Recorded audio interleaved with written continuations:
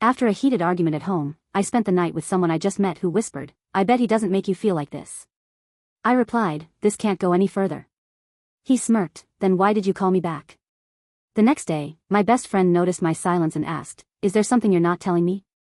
I knew my one-night mistake would haunt me forever. I don't even know where to start. My hands are shaking while I type this because I know I messed up.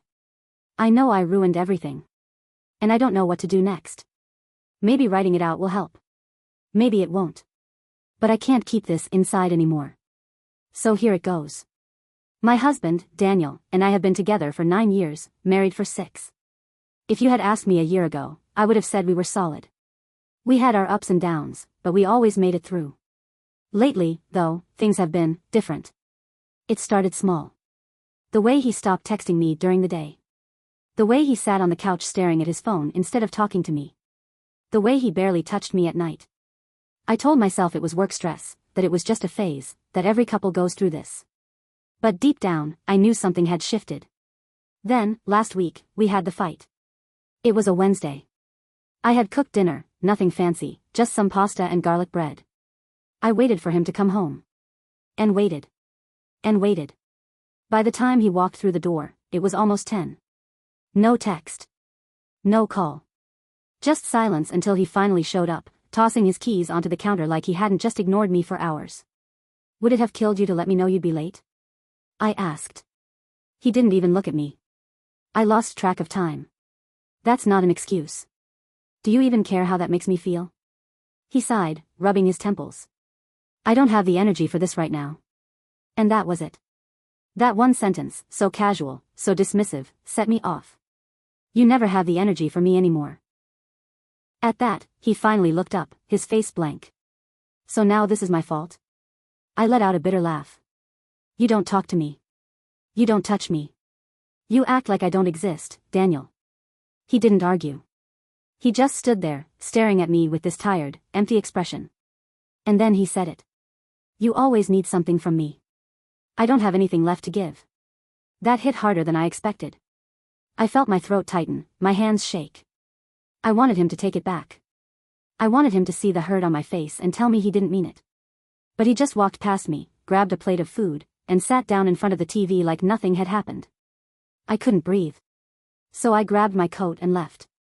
I didn't know where I was going. I just needed to be anywhere but there. I drove aimlessly through the city, my hands gripping the wheel so tightly my knuckles turned white.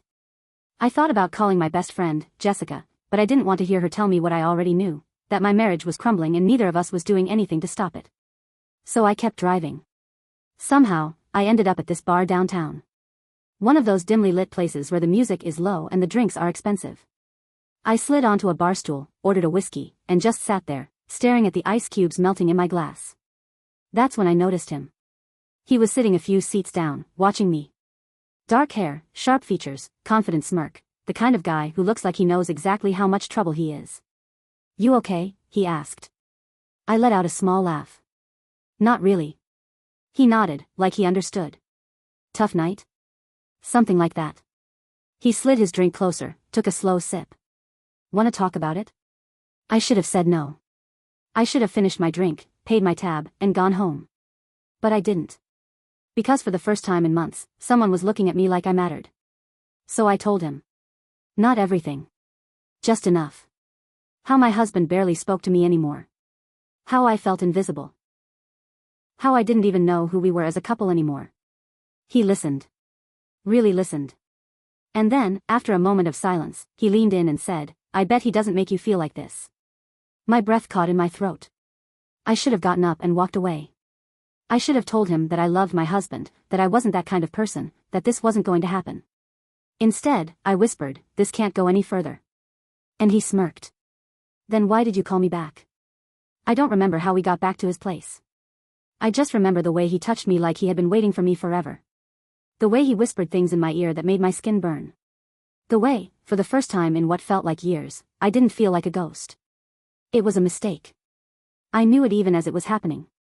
But in that moment, I didn't care.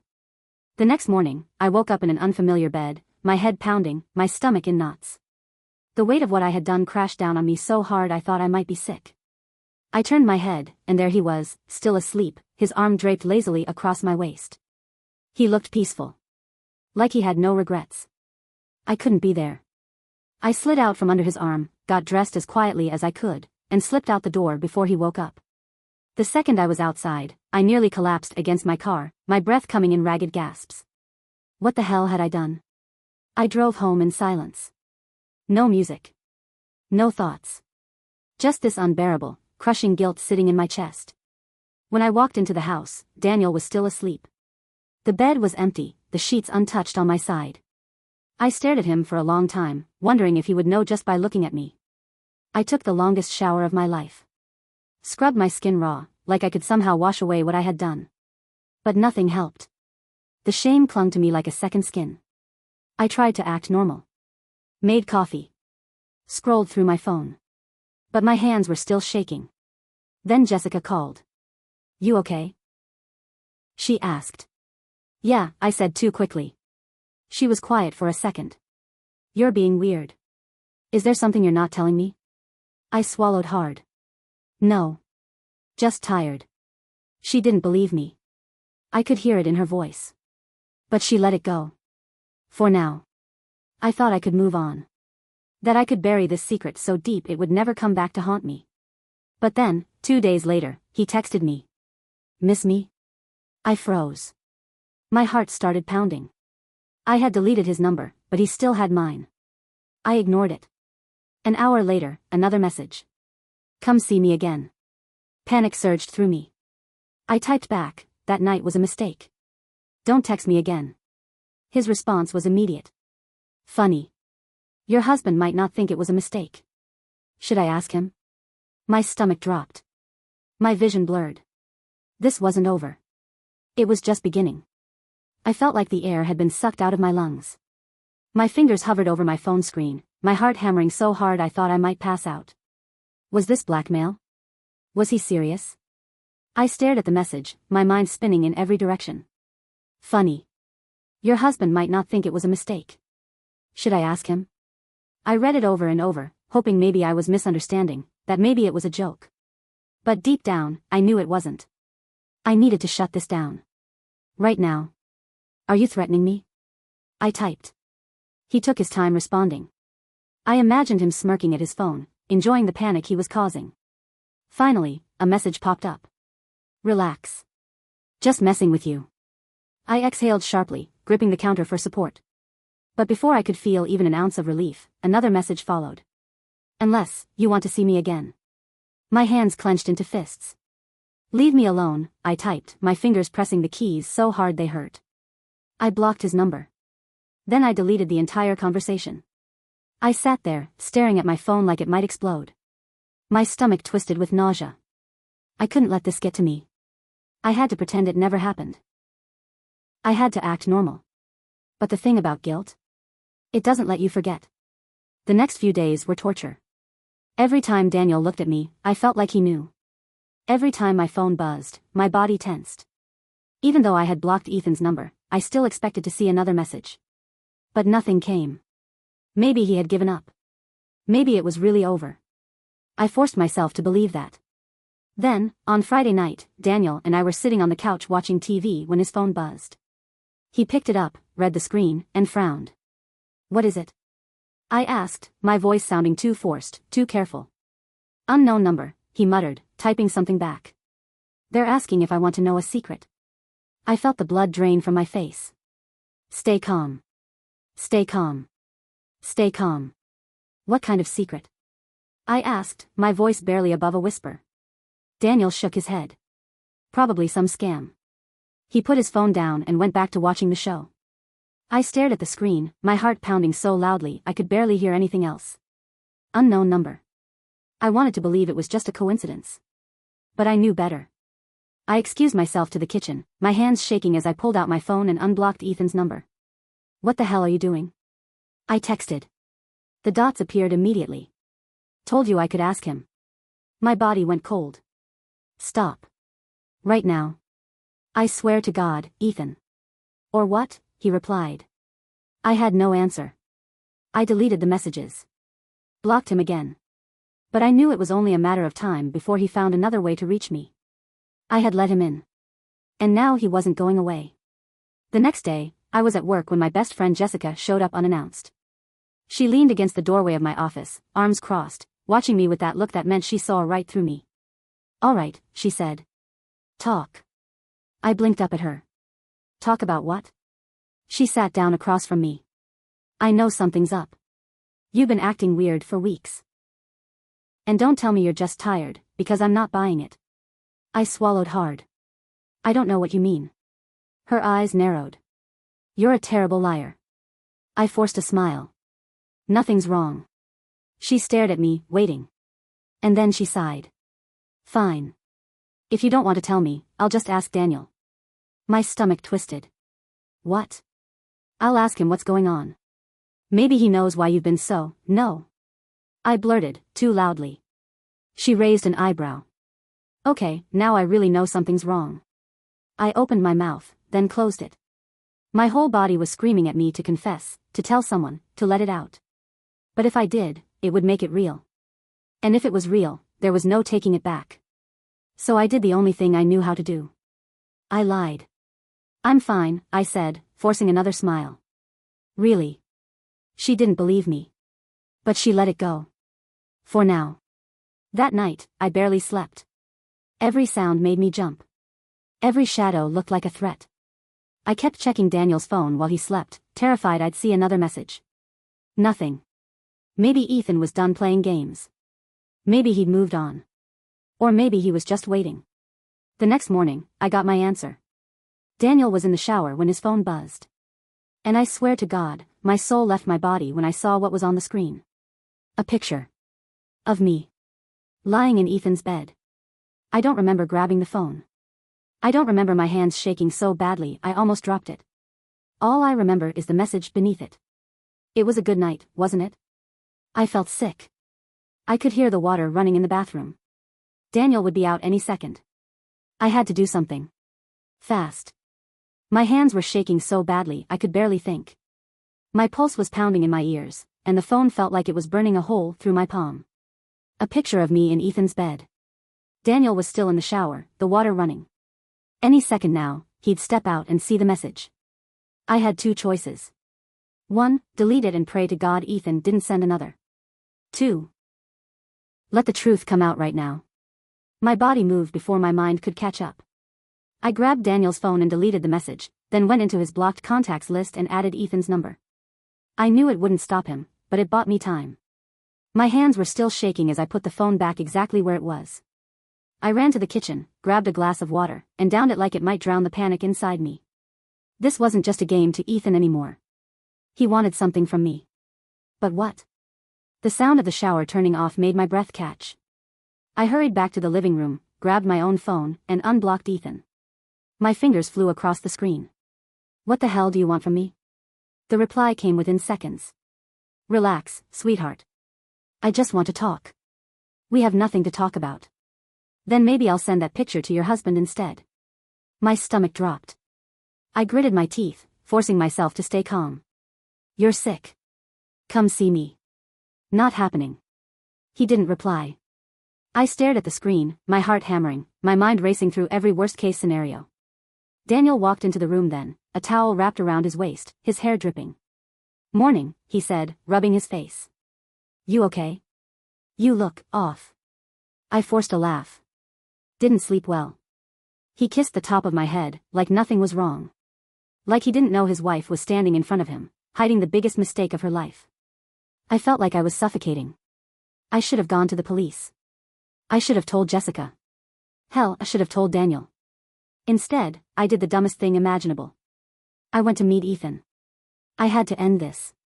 I had to make it clear that I wasn't playing his game. He chose a quiet diner on the outskirts of the city, the kind where nobody asks questions and the coffee tastes like burnt regret. When I walked in, he was already there, leaning back in the booth, smirking like he knew he had already won. "You came," he said, as if this was just some casual meetup between friends. I sat down, gripping my purse so tightly my knuckles turned white. "What do you want?" He shrugged. "I already told you. Just a conversation." I clenched my jaw. "Delete the picture." He swirled his coffee lazily, looking amused. Why would I do that? My breath hitched. Because I'll make your life a living hell if you don't. He laughed, shaking his head. God, you're cute when you're mad. Then he leaned forward, resting his arms on the table. You think I'm just some guy you can ignore? That you can walk out of my bed and pretend I never existed? I glared at him. That's exactly what I think. His smirk faded. Wrong answer. I swallowed hard. If you tell my husband, you won't get what you want. He'll divorce me, and then what? You think I'll come running to you? Ethan tilted his head, studying me. Maybe I don't want you to come running. Maybe I just want to watch your life burn. Chills ran down my spine. He wasn't just some bitter one-night stand. He wanted control. I had to find a way to take it back. My mind raced. I had to figure out what made him tick, what he was getting out of this. I leaned forward. You're lying. He raised an eyebrow. About? You don't just want revenge. You want something else. Money? Power over me? I narrowed my eyes. Or is this about Daniel? That got a reaction. His jaw tightened for a fraction of a second before he covered it with another smirk. Bingo. This wasn't just about me. It was about my husband. I felt my stomach turn. You know him, don't you? Ethan took a slow sip of his coffee. Now you're asking the right questions. My blood ran cold. This wasn't random. He had planned this. I drove home in a daze, my mind a jumbled mess of half-formed thoughts and cold fear. I needed to think. I needed to figure out who Ethan really was and what his connection to Daniel was. And I needed to do it before he destroyed my life. But before I could even start, I walked through the door and saw Daniel standing in the living room, his phone in his hand, his face pale. His eyes locked onto mine, and I knew. He knew. I got another text, he said, his voice eerily calm. My stomach twisted. From who? He turned his phone around. It was another picture. This time, a selfie of Ethan. Ask your wife who I am. Everything inside me froze. Daniel's voice was quiet, but it carried the weight of 1,000 bricks. Who the hell is this guy, Olivia? I could feel my pulse hammering in my ears, drowning out the silence between us. Daniel's face was pale, his grip tight around his phone, his knuckles almost white. His eyes, God, his eyes, were locked onto mine, searching, demanding, waiting for an answer I wasn't ready to give. But there was no way out. The truth was standing between us now, like a loaded gun. Who the hell is this guy, Olivia? I opened my mouth, but nothing came out. Daniel let out a humorless laugh, shaking his head. No. You know what? Don't even say it. I want to hear the lie you were about to tell me. I felt like I couldn't breathe. My whole body was screaming at me to do something, anything, but I was frozen. He turned his phone back toward himself, scrolled, then let out a bitter chuckle. Because he just sent me another message. A cold chill spread through my veins. He read it out loud. It was a good night, wasn't it? I swear my soul left my body. Daniel's jaw clenched so hard I thought his teeth might crack. You want to explain that? I swallowed hard, my hands trembling. Daniel, I don't, he snapped, his voice sharp as a knife. Just tell me the truth. Right now. No bullshit. I could feel the walls closing in. There was no escape. So I did the only thing I could. I told him. Not the way I should have. Not with grace or dignity. It came out in rushed, breathless pieces, like I was ripping out my own insides and throwing them at his feet. I was upset. We had that fight. I left. I went to a bar. He was there. It was a mistake, Daniel. A horrible, stupid mistake. Silence. He was staring at me, his face completely unreadable. Then he nodded, as if something in him had just clicked into place. His shoulders sagged, his fingers loosened around his phone. And then, he laughed. A hollow, broken laugh that sent ice through my veins. I fucking knew it, he said, running a hand down his face. I knew something was off. I knew you were lying to me. Daniel, please, his eyes snapped back to mine, filled with something raw and dangerous. Did you sleep with him? Tears burned my eyes. Yes. The air between us cracked. Daniel exhaled sharply, stepping back like I had just struck him. He turned away, pacing the room, hands in his hair, jaw tight. I can't, his voice broke, and he swallowed thickly. I can't even look at you right now.